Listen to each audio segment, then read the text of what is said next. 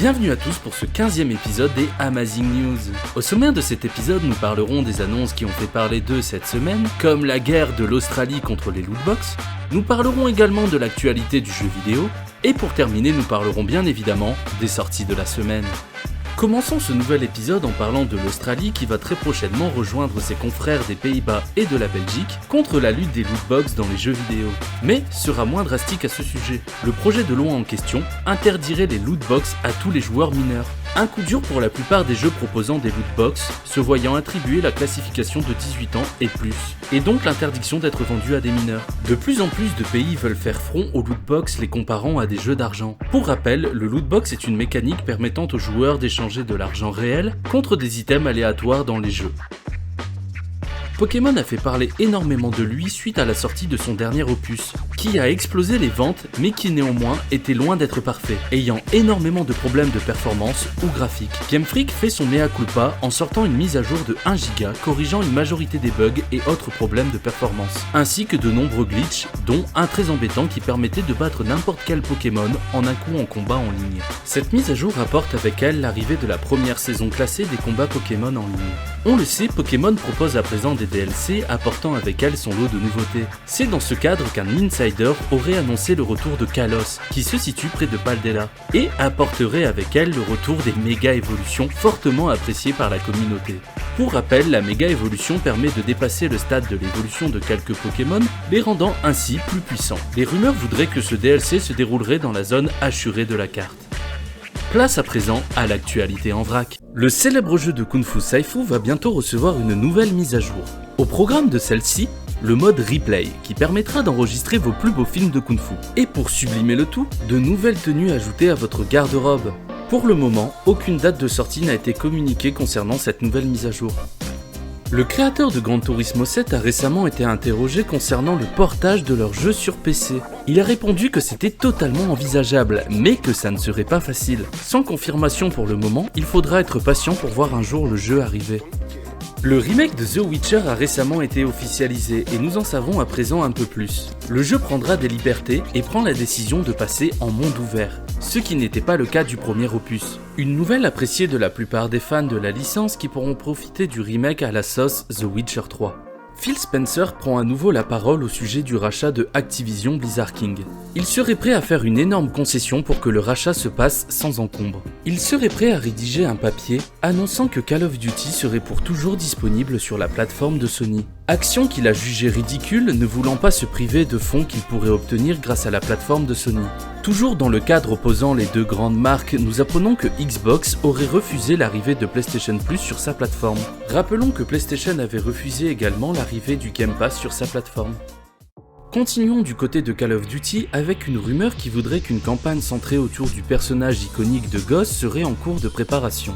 Nous savons que aucun Call of Duty ne sortira en 2023 et que du contenu appelé Premium est au rendez-vous. Peut-être ce futur DLC justement. Les développeurs ont également partagé leur enthousiasme de créer un contenu centré autour de ce personnage. Sans plus d'informations pour le moment.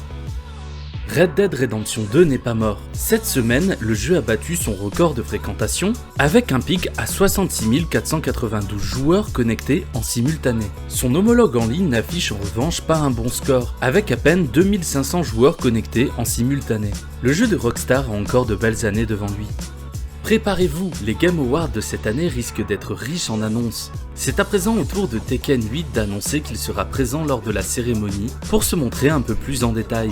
Mais ce n'est pas tout, des rumeurs voudraient que Final Fantasy XVI annonce sa date de sortie lors de la cérémonie qui aura lieu le 8 décembre. Nous apprenons également que Epic Games et 105 Games seront présents lors de la cérémonie pour teaser de futurs jeux. Une urgence a frappé de plein fouet Ubisoft cette semaine. Une faille présente dans le dernier opus de Assassin's Creed Valhalla permettait aux joueurs de profiter du dernier DLC, le dernier chapitre, avant même sa sortie officielle. Pris de panique, cette faille a eu pour conséquence le déploiement immédiat du dernier DLC. Dans ce DLC, vous trouverez une quête en rapport avec le prochain opus, Assassin's Creed Mirage. Les fans de Dead Space ont été entendus. Le remake du jeu culte possédera bien une édition collector, comprenant un tas de goodies comme le casque de Isaac. Cette édition sera disponible au prix de 274,99€. Attention tout de même, cette édition collector ne contiendra pas les DLC, qui eux sont présents dans l'édition digitale de luxe. Rockstar vient de trancher net concernant les NFT ou la crypto-monnaie. Elles viennent tout simplement d'être bannies des serveurs RP de GTA V. Une décision prise suite au serveur The Trench qui proposait des NFT, donnant accès à des éléments exclusifs sur le serveur. Rockstar a bien évidemment mis à jour ses CGU concernant les NFT et la crypto-monnaie. Des sources proches d'Ubisoft ont confié à Insider Gaming que le tant attendu Beyond & God Evil 2 serait toujours en phase de développement précoce.